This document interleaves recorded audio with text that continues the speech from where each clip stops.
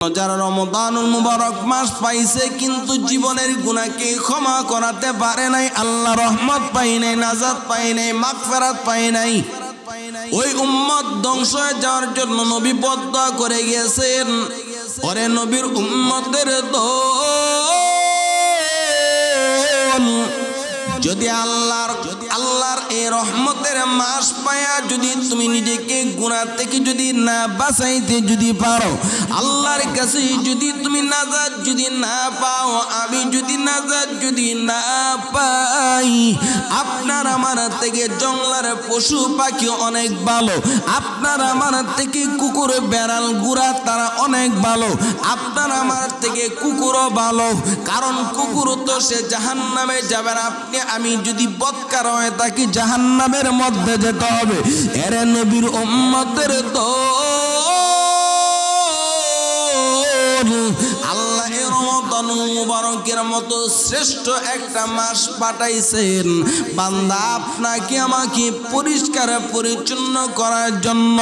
আল্লাহ বলে, বান্দা 11 মাস যত অন্যায় করেছো, যত অবিচার করেছো, যত গুনাহ করেছো, সমস্ত গুনাহ থেকে আমি আল্লাহ তোমাদেরকে পবিত্র করার জন্য এই পবিত্র মাহে রমজান পাঠাইলাম। এ বান্দা এমন একটা অফার দান করলাম, এই পবিত্র মাহে রমজানে একটা নেক আমল যদি তুমি করতে পারো, আল্লাহ তাআলা 70টি আমলের সওয়াব দান করবেন। সুবহানাল্লাহ বলেন। যদি কেউ এক খতম কোরআন খতম করতে পারে, আল্লাহ তাআলা 70টা কোরআন খতম করলে যে সওয়াব সেই সওয়াব দান করবেন। এর নবীর উম্মতের তো এই জন্য এই অফারের মাস, এই অফারকে কিন্তু হাতছাড়া করা যাবে না রে বাবা। জানি না আপনার আমার জীবনে কার জন্য জানে এই রমজান জীবনের শেষ রমজান হয়ে থাকে। এই জন্য আল্লাহর কাছে কোন দিন জানে আমরা কবরের মধ্যে চলে যাই, মালাকুল মউত আপনাকে আমাকে ধরে ফেলে, মালাকুল মউত আসার আগে আগে আল্লাহর কাছে কান্না করেন আর আল্লাহর কাছে বলেন, আল্লাহ আমার মতো নাফরমান দুনিয়াতেই কেউ নাই রে আল্লাহ, জীবনে এত গুনাহ করেছি, আল্লাহ যদি আমার মা বাবা জানে তাহলে আমাকে সন্তান বলে দাবি করবে না। আল্লাহ জীবনে এত গুনাহ করেছি, আমার স্ত্রী জানলে আমাকে স্বামী হিসেবে কোনোদিন স্বীকৃতি দেবে না। আল্লাহ আমার সন্তান জানলে কোনোদিন আমাকে আব্বা বলে ডাক দেবে না।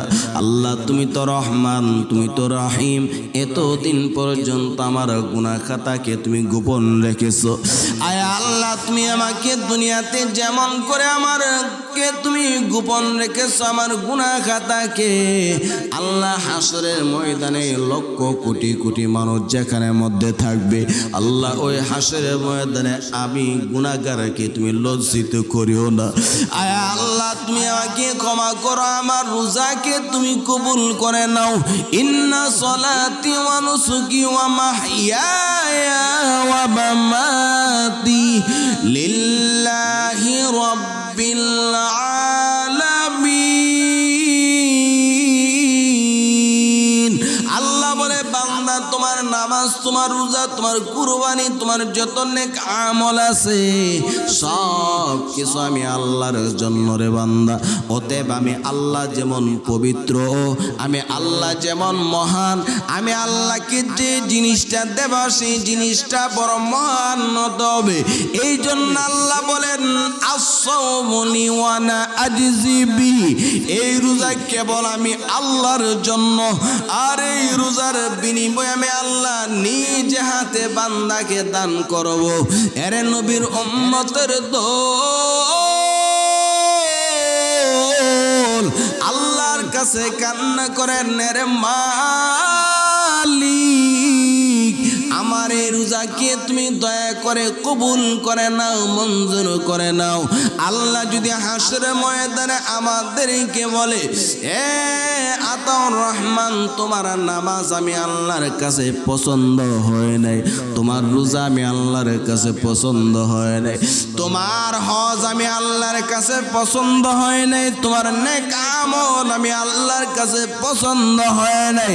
এরে বান্দা, তুই তোর নেক আমল তুই ফিরায়া নে, বিনিময়ে আমি আল্লাহর জান্নাতটা আমাকে দিয়ে দে। আল্লাহ যদি বলে এই কথা, তাহলে কি উপায় হবে বাবা, কি উপায় হবে? আপনার আবার কি উপায় হবে? এই কথা ভেবে ভেবে হযরত আবু বকর সিদ্দিক রাদিয়াল্লাহু তাআলা আনহু তিনি সবসময় কান্না করতেন। আল্লাহ তাআলা বলেছেন, ইন্নাল্লাহা আশতারা মিনাল মুমিনিনা বিআমওয়ালিহিম ওয়া আনফুসিহিম বিআন্না লাহুমুল জান্নাহ।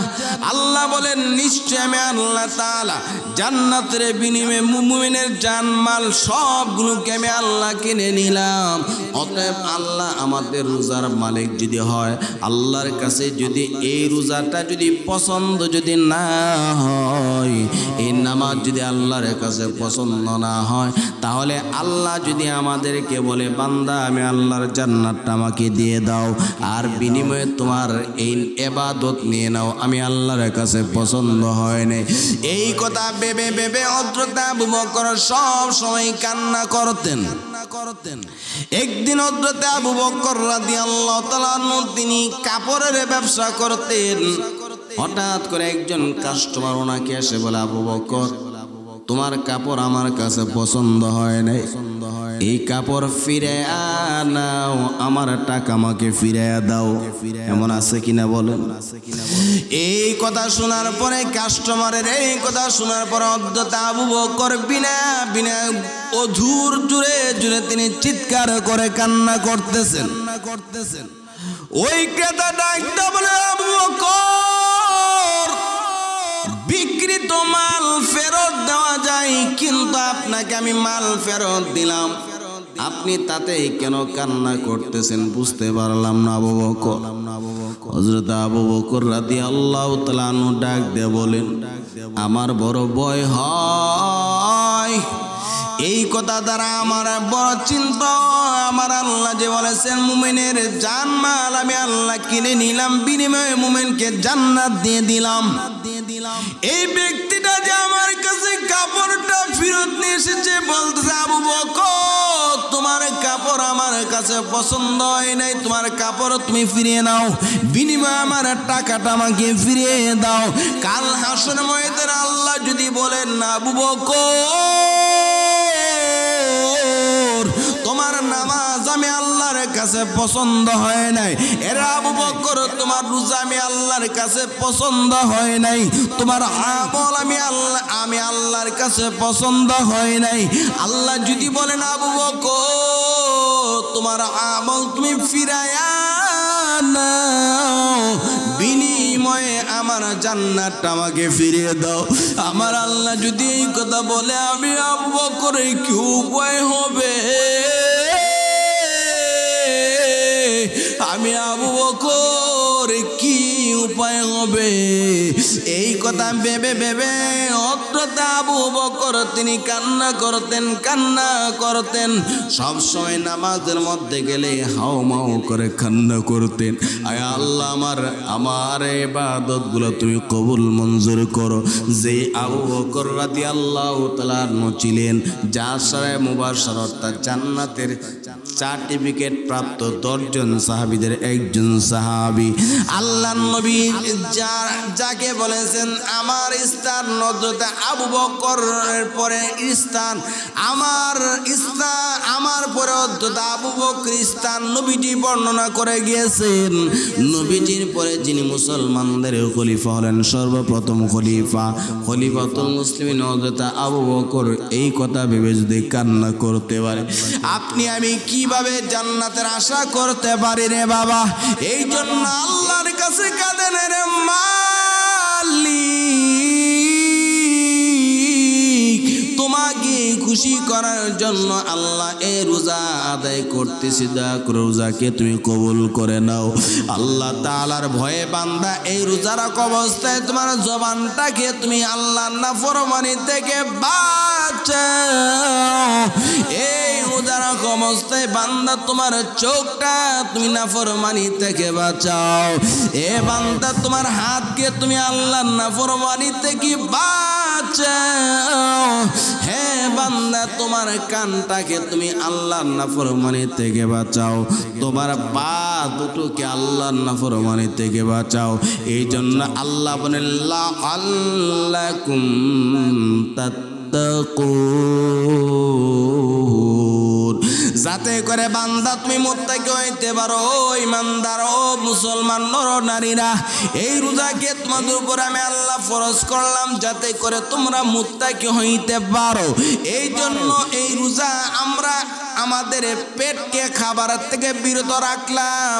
এটা শুধুমাত্র রোজা না রে বান্দা, আমার অঙ্গ প্রত্যঙ্গগুলোকে আল্লাহর নাফরমানি থেকে বাঁচানো, আল্লাহর বিধান অনুযায়ী চালানো, আল্লাহর গোলাম হয়ে আমাকে সারাদিন পর্যন্ত আমার কাটানো, আল্লাহর ভয় অন্তর মধ্যে ঢুকায় আমি যদি এই রোজাকে যদি আদায় যদি করতে পারি, আমি ইফতারের পানিটা মুখে দিতে দেরি হবে, এই রোজাটা আল্লাহর কাছে পৌঁছতে দেরি হবে না।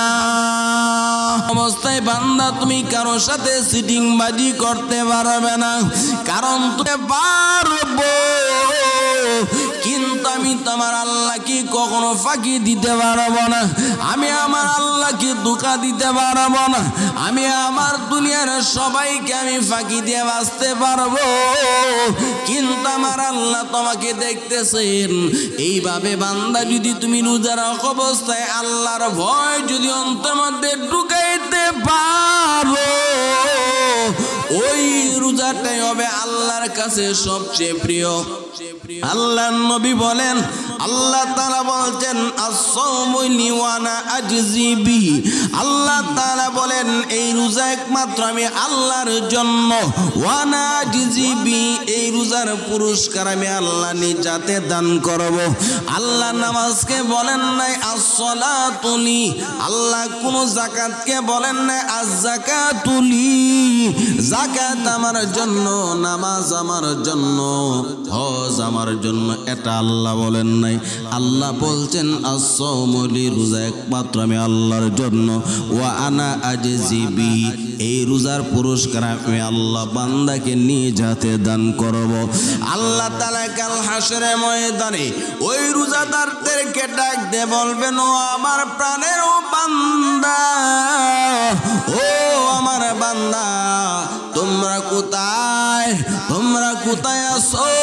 আজকে হাসরের ময়দান, আজকে কঠিন মুসিবতের দিনে আমি আল্লাহ তোমাদেরকে আমি আল্লাহ আযাব দেব না, আমি আল্লাহ আরশের নিচে জায়গা পাইব। যারা সেহরি থেকে নিয়ে ইফতার পর্যন্ত আমি আল্লাহকে ভয় করে, বান্দা ইচ্ছে করলে বান্দা খাবার খাইতে পারতো, বান্দা ইচ্ছে করলে ঘরের দরজা বন্ধ করে খাবার খাইতে পারতো, বান্দা ইচ্ছে করলে পানি খাইতে পারতো, কিন্তু বান্দা যখন গোসলের মধ্যে যায় ওই সময় যদি পানি খেত বান্দাকে কেউ দেখতে পারতো না। আল্লাহ বলে ওই বান্দা আমি আল্লাহকে ভয় করে এক ফোঁটা পানি পর্যন্ত বান্দা কণ্ঠনালীর ভেতরে ঢুকায় নেয়। আমি আল্লাহকে বান্দা কত ভয় করেছে, ওই বান্দা দুটি কানের ছিদ্রে দুইটা হাতের আঙ্গুল ঢুকিয়ে দিয়েছে, যাতে করে ওই পানিটা তার শরীরে লেগে প্রবেশ যেন না করতে পারে, যেন তার পেটের মধ্যে প্রবেশ না করতে পারে। বান্দার নাকে পানি দেয় না, বড় ভয়, কারণ নাকে পানি দিলে পেটে ঢুকে যেতে পারে। এইভাবে আমি আল্লাহকে ভয় করে বান্দা একটা ফুটা পানি পর্যন্ত খাইনি। ওই বান্দা সারাদিন পর্যন্ত এত কষ্ট বান্দার হয়েছে, ওই বান্দার কলিজা পর্যন্ত শুকায় গিয়েছে, কিন্তু বান্দা দুনিয়ার কাউকে ভয় করে না, একমাত্র আমি আল্লাহকে ভয় করি। বান্দা এক ফোঁটা পানি পর্যন্ত স্পর্শ করে নাই। ইফতারের সময় আল্লাহ তাআলা ওই ফেরেশতাদেরকে নিয়ে বলে, ও ফেরেশতারা, আমার বান্দা 16 ঘন্টা 18 ঘন্টা ওই সেহরি থেকে নিয়ে ইফতার পর্যন্ত আমার বান্দা এত ঘন্টা ঘন্টা সময় কাটায় দিল। আমার বান্দা পেটের খিদার কারণে আমার বান্দার পেট আর পিঠ এক হয়ে গেছে। আমার বান্দার পানি পিপাসার কারণে বান্দার কলিজা পর্যন্ত শুকায় গিয়েছে। ও ফেরেশতারা, তোমরা তাকায় দেখো, আমার বান্দার সামনে কত মজার মজার খাবার উপস্থিত করা আছে, কিন্তু আমার বান্দা আমি আল্লাহ কি ভয় করে ওই খাবারের মধ্যে বান্দা তো হাত দেয় না। দুনিয়ার কেউ বান্দাকে বাধা দিতে পারবি না, একমাত্র আমি আল্লাহর ভয়ে বান্দা এক লুকমা খাবারও খায় না। এরে ফেরেশতারা, আমার বান্দা আমি আল্লাহর কাছে কি চাই? আমার বান্দা আমি আল্লাহর কাছে কি চাই? আমি আমার বান্দাকে কিভাবে খুশি করতে পারি? আল্লাহর ফেরেশতা ডাক্তার, ওরে মালিক, তোমার বান্দা চাই তাকে তুমি মাফ করে দাও। আয় আল্লাহ, তোমার বান্দা জাহান্নাম থেকে মুক্তি চাই। আল্লাহ, তোমার বান্দা জান্নাতের মধ্যে যেতে চাই। আল্লাহ বলেন, ও ফেরেশতারা, আমার বান্দা তো আমি আল্লাহকে দেখে নাই, এরপর আমি আল্লাহকে তো মহব্বত এত ভালোবাসে, বান্দার কলিজা শুকায় যাচ্ছে, আমার বান্দা এক ফোঁটা পানিও কেন খায় না? এরে বান্দা, তুই তো জাহান্নামকে দেখো নাই। এ ফেরেশতারা, আমার বান্দাকে আমার জাহান্নাম দেখছে বলে দেখে নাই। এরপর তোমার বান্দা ওই জাহান্নামের ভয়ে, তোমার আযাবের ভয়ে, আল্লাহ তোমার গজবের ভয়ে তারা এক ফোঁটা পানি পর্যন্ত খাবার খায় নাই। আল্লাহ তাআলা ডাক দেয়া বলে, ও ফেরেশতারা, আমি আমার বান্দাকে কিভাবে খুশি করব? আল্লাহর রহমতের ফেরেশতারা তখন বলে, এরে মালিক, তুমি তোমার বান্দাকে দয়া করে মাফ করে দাও। আল্লাহ, তোমার বান্দাকে তুমি জাহান্নাম থেকে তুমি বাঁচাও। আল্লাহ, তোমার বান্দার জীবনে যত গুনাহ আছে সমস্ত গুনাহকে আল্লাহ তুমি মাফ করে দাও। আল্লাহ বলেন, ওয়া বিইজ্জাতি ওয়া বিজালালি, এ ফেরেশতারা, আমি আল্লাহর ইজ্জতের কসম, আমি আল্লাহর বরত্বের কসম করে বললাম, ও ফেরেশতারা, তোমাদেরকে আমি আল্লাহ সাক্ষ্য রাখলাম, আমার বান্দার জীবনে যতগুলো গুনাহ করেছে আমি আল্লাহ সবগুলো গুনাহকে ক্ষমা করে দিলাম। আর আমার বান্দার জন্য আমি আল্লাহ জাহান্নামের আযাবকে আমি আল্লাহ হারাম করে দিলাম। আমার বান্দাকে আমি আল্লাহ ক্ষমা করে দিলাম। আমার বান্দার জীবনে যতগুলো গুনাহ করেছে সমস্তগুলো গুনাহকে আমি আল্লাহ নেক দ্বারা পরিপূর্ণ করে দিলাম। এই জন্য আল্লাহ বলে, ওয়ায়ুবাদদিলুন সাইয়্যাতিহিম হাসানা, আল্লাহ যখন বান্দাকে ক্ষমা করে দেয়, আল্লাহ যখন বান্দাকে মাফ করে দেয়, আল্লাহ বান্দার যত গুনাহ আছে সমস্তগুলো গুনাহকে নেক দ্বারা পরিপূর্ণ করে। আল্লাহ আল্লাহ ক্যা মুবারক নাম হ্যায়, আল্লাহ আল্লাহ आशिकों का काम है, या इलाही मुझसे मुश्किल दूर कर, ताकि देखो मुझ में तुझको एक नजर। এই জন্য মুসলমান আল্লাহর কাছে কান্না করো, আরে মালিক, আমি দুনিয়ার আযাব আর গজব সহ্য করতে পারবো,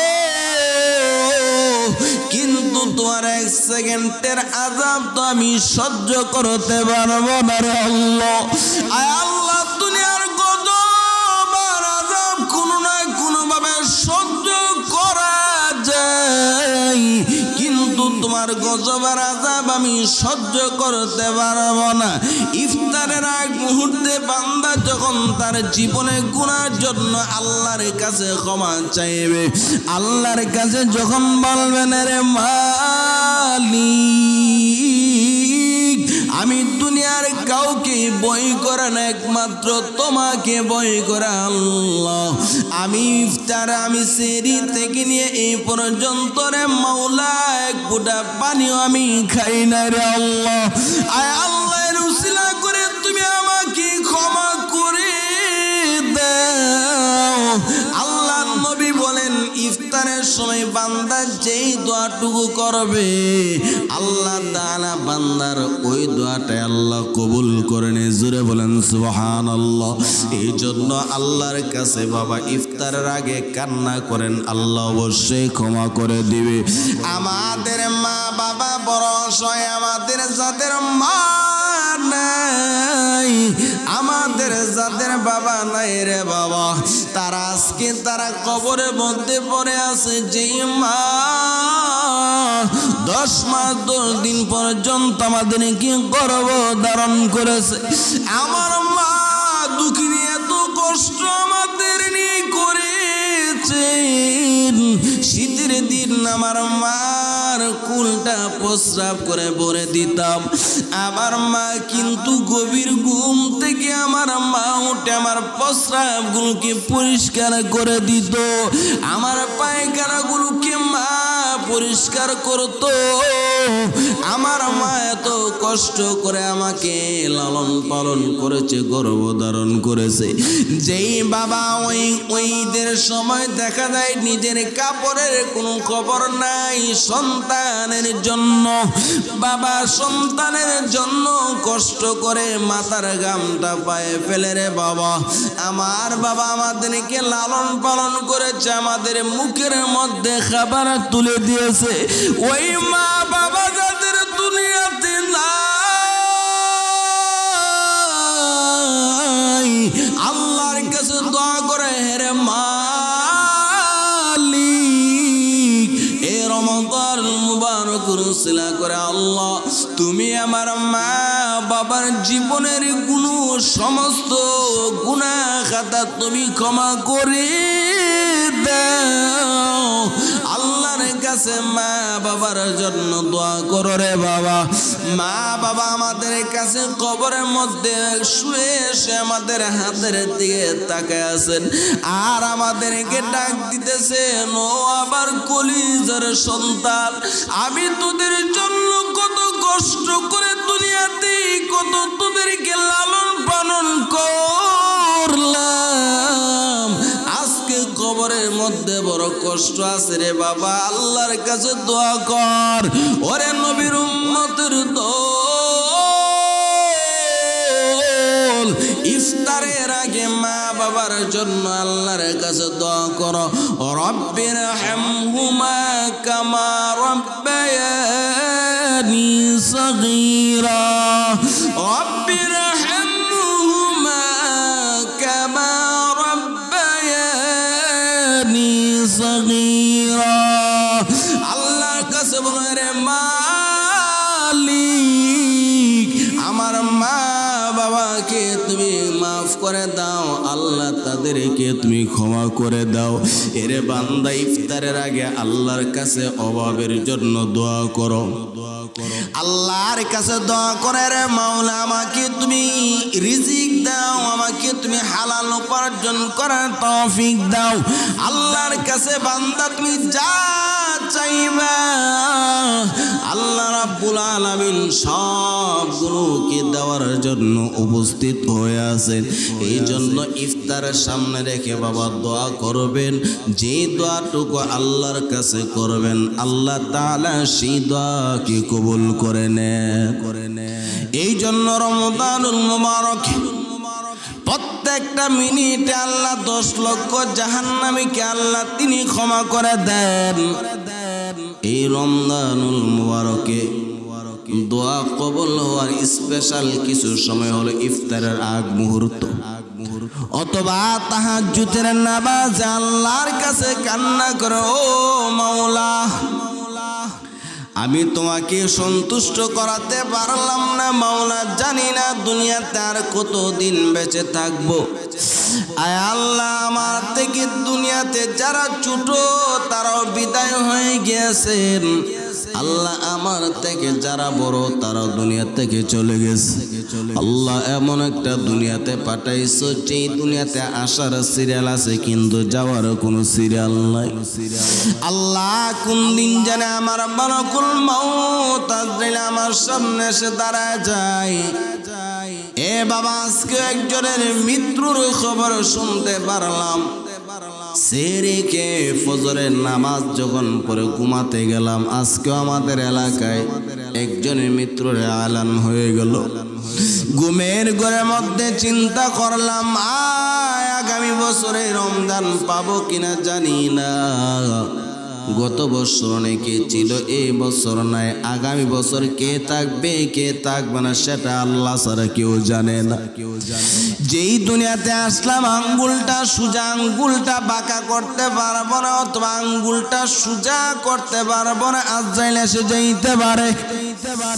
এই জন্য আল্লাহর কাছে আমি যদি এই কথা ভেবে ভেবে ভেবে যদি কান্না করতে পারে, আল্লাহ কোন দিন জানি দুনিয়া থেকে বিদায় হয়ে যায়, আল্লাহ কোন দিন জানি মালাকুল মউত আজরাইল এসে যাই, কোনো ফাঁকি দিতে পারবো না।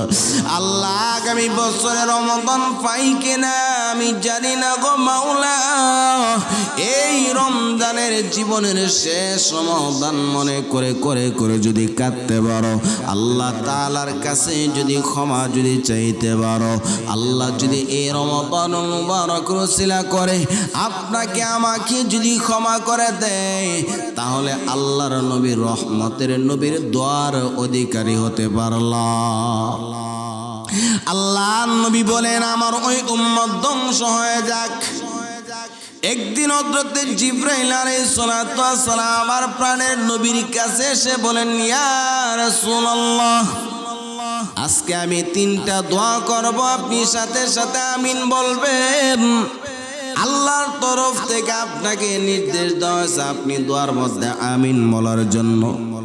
হযরত জিবরাইল আলাইহিস সালাতু ওয়াস সালাম দোয়া করলেন। 1 নাম্বার, যারা দুনিয়াতে মা বাবা পাইছে কিন্তু মা বাবার খেদমত করে জান্নাত হাসিল করতে পারে নাই, ওই সন্তান ধ্বংস হয়ে যাক।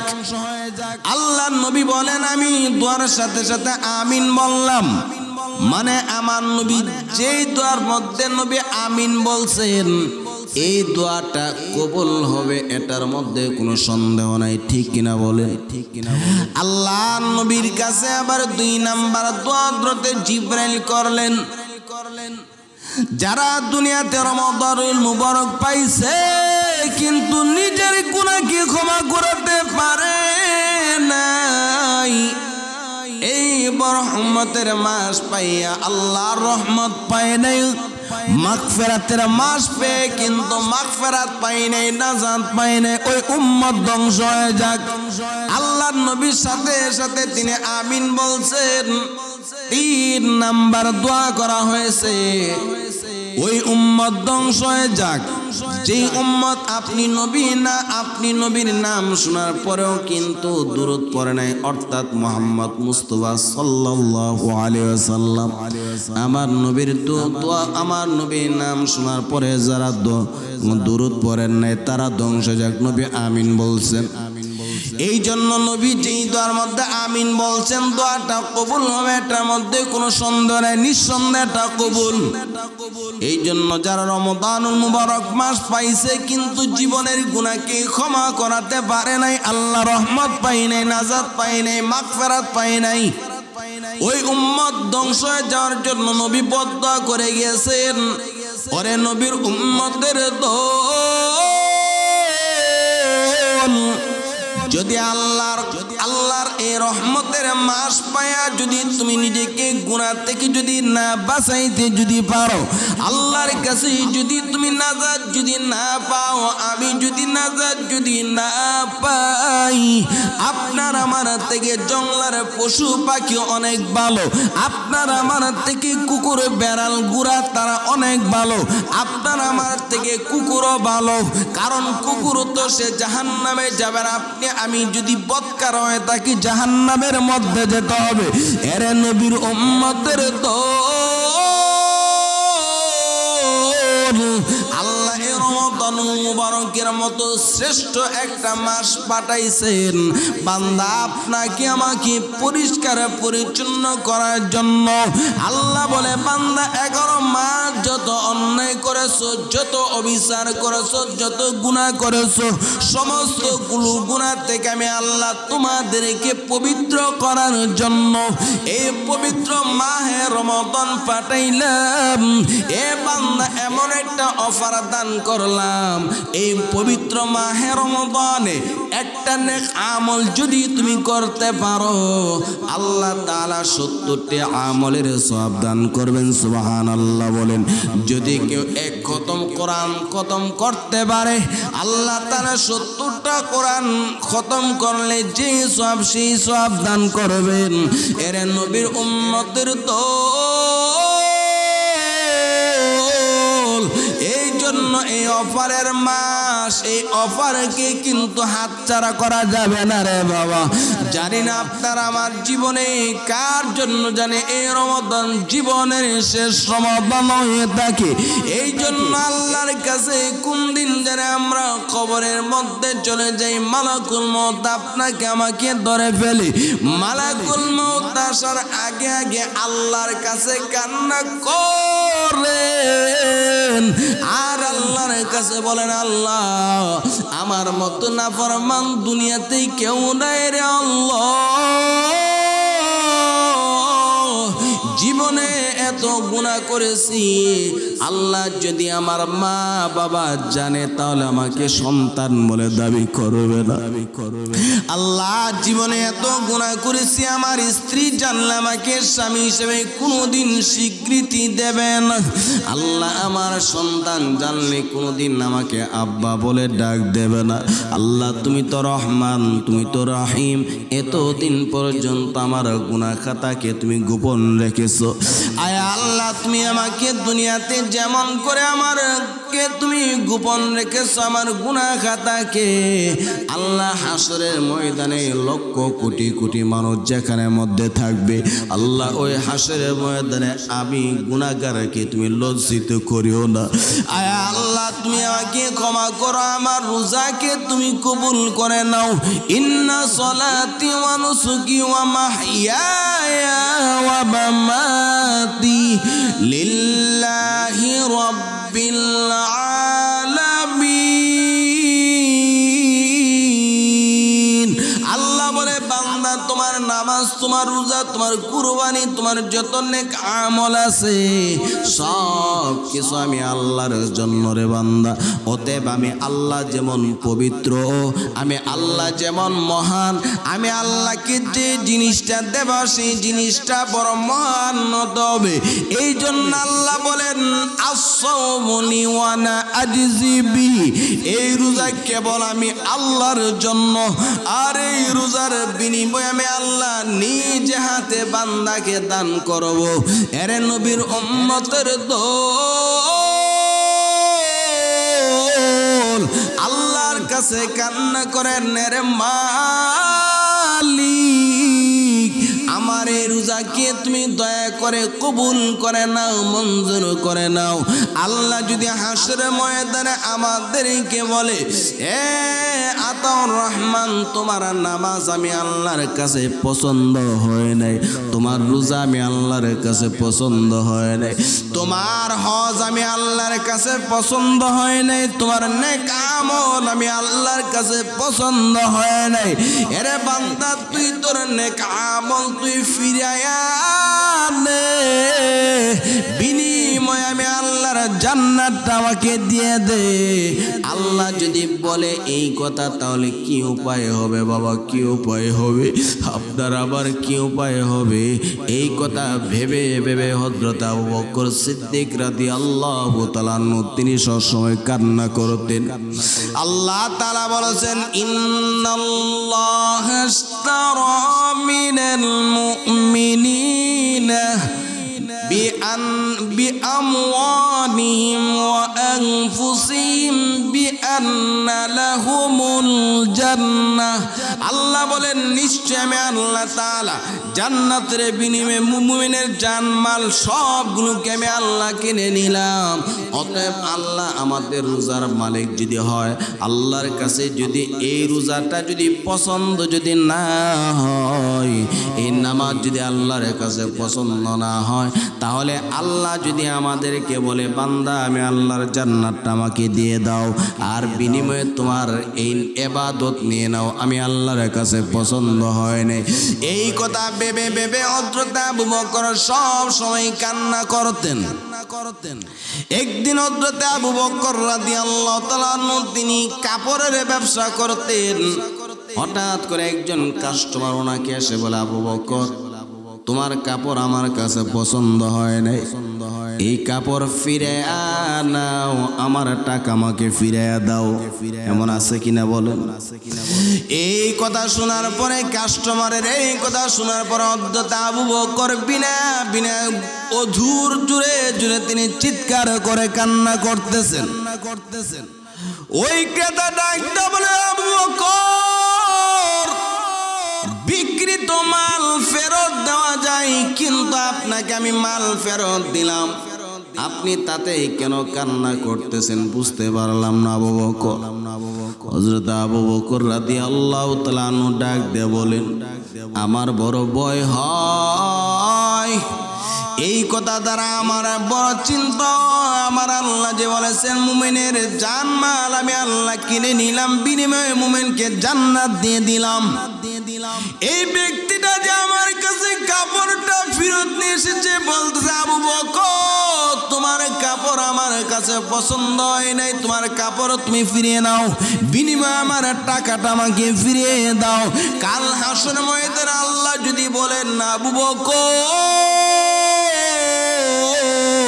তোমার নামাজ আমি আল্লাহর কাছে পছন্দ হয় নাই, এরা আবু বকর তোমার রোজা আমি আল্লাহর কাছে পছন্দ হয় নাই, তোমার আমল আমি আল্লাহর কাছে পছন্দ হয় নাই। আল্লাহ যদি বলেন, আবু বকর, তোমার আমল তুমি ফিরায়া নাও, বিনিময়ে আমার জান্নাতটা আমাকে ফিরিয়ে দাও। আমার আল্লাহ যদি এই কথা বলে, আমি আবু বকর কি উপায় হবে? আমি আবু বকর কি উপায় হবে? এই কথা ভেবে ভেবে হযরত আবু বকর তিনি কান্না করতেন। সব সময় নামাজের মধ্যে গেলে হাউমাউ করে কান্না করতেন, আয় আল্লাহ, আমার ইবাদতগুলো তুমি কবুল মঞ্জুর করো।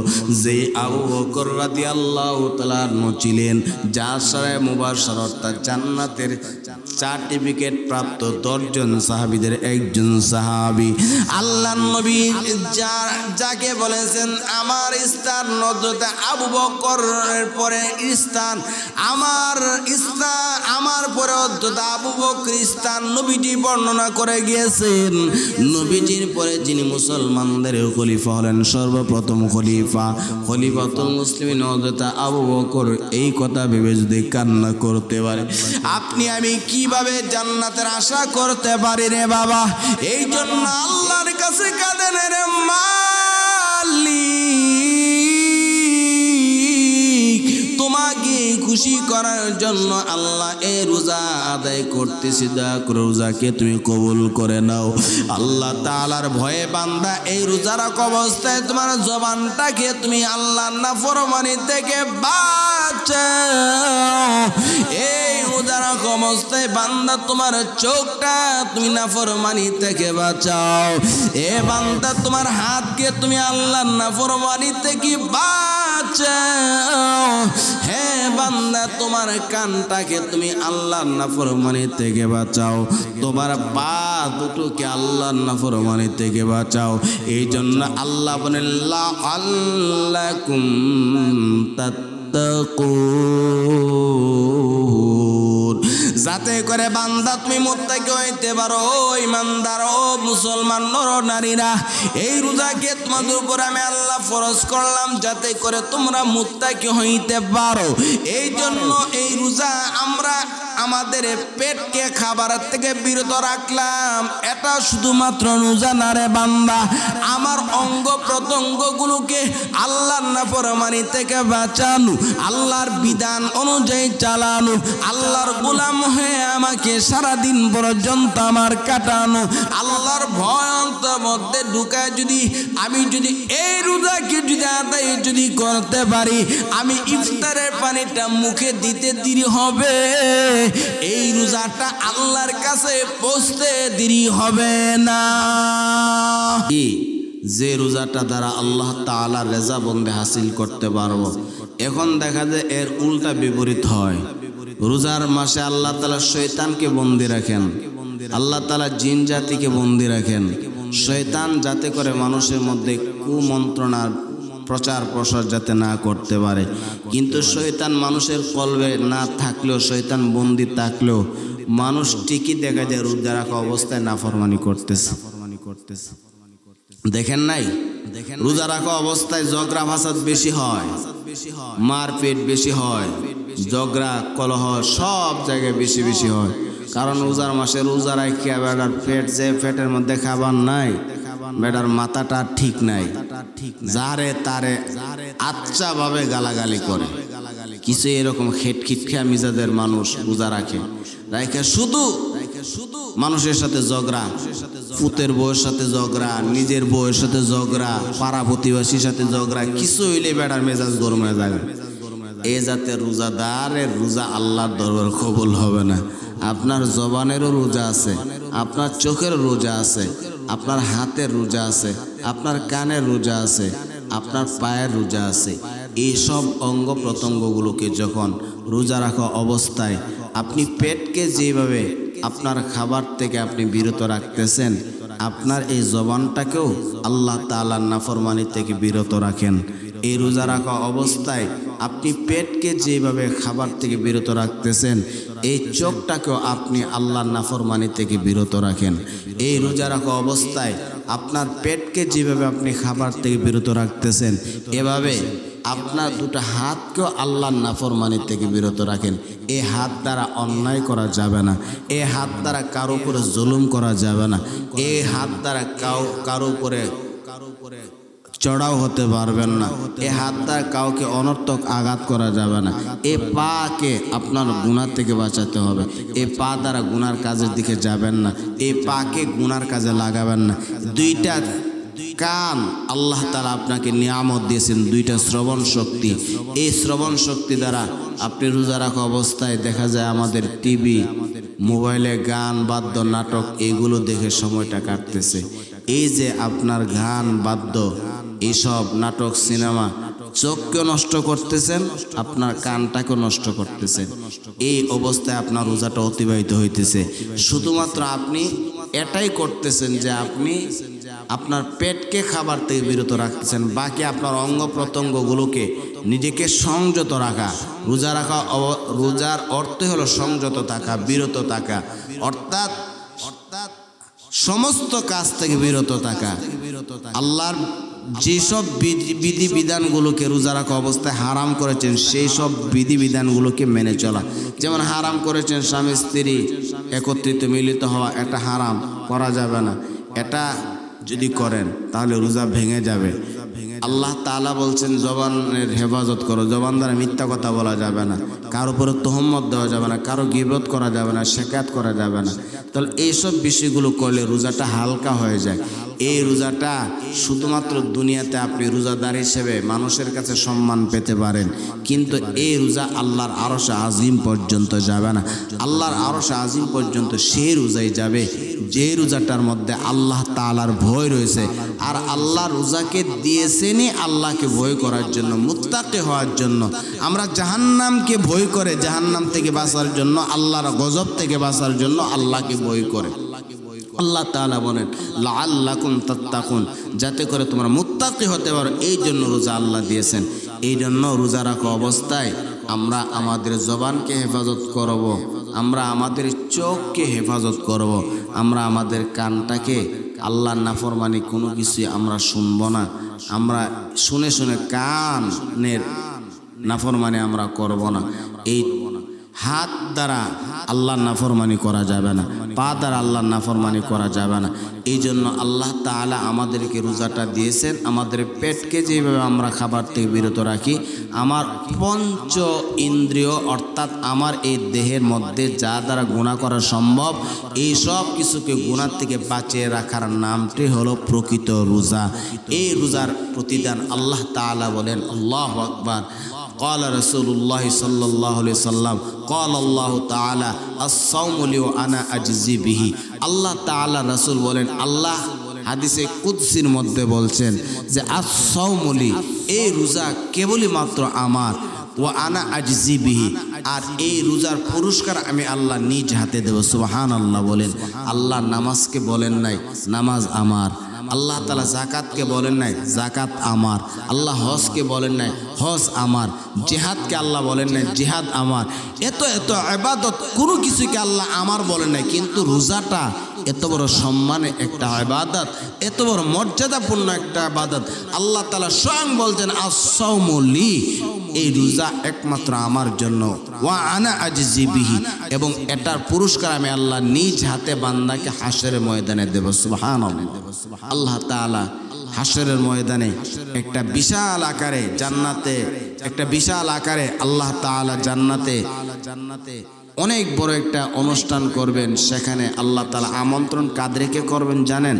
দুনিয়ার কোন মন্ত্রী এমপি কে না, বর্তমান প্রধানমন্ত্রী তারেকুর রহমান কে না, কিন্তু হ্যাঁ উনি যদি আল্লাহ তাআলার গোলামি করে, তাকে রোজাকে যদি রোজার মতো রেখে রাখে, আল্লাহর ভয় যদি অন্তর্মধ্যে থেকে থাকে, সে রিস্কাওয়ালা হোক, সে প্রধানমন্ত্রী হোক, যা কিছু হোক না কেন, সে যদি আল্লাহর ভয়ে আল্লাহ তাআলার সন্তুষ্টি অনুযায়ী রোজাকে যদি সঠিকভাবে রাখতে পারে, 5 ওয়াক্ত নামাজ যদি জামাতের সাথে আল্লাহ তাআলার বিধান অনুযায়ী যদি চলতে পারে, ওই বান্দাদের জন্য আল্লাহ তাআলা জান্নাতে বিশাল আকারে একটা অনুষ্ঠান করবেন। যে অনুষ্ঠানে এমন আপ্যায়ন হবে, যার সুস্বাদু এমন খাবার হবে, যার গ্রান শুনলে সারা জিন্দেগি তার কোনোদিন খাবার মনে চাবে না। আল্লাহু আকবার। যার সুগ্রান শুনেই জান্নাতীদের পেট ভরে যাবে আর জাহান্নামীদের আফসোস বেড়ে যাবে। আল্লাহ তাআলা নিজ হাতে ডেকে ডেকে রোজাদারদেরকে নিজ হাতে আল্লাহ তাআলা তিনি পুরস্কার দেবেন। সেই দিন আমার আল্লাহ তাআলাকে স্বচক্ষে দেখতে পারো। সুবহানাল্লাহ। আল্লাহু আকবার। আল্লাহ আমাদেরকে সত্যিকারের রোজাদার বানা। আল্লাহ তাআলাকে যেন সত্যিকারের আমরা ভয় করে রোজাটা যেন আমরা আদায় করতে পারি।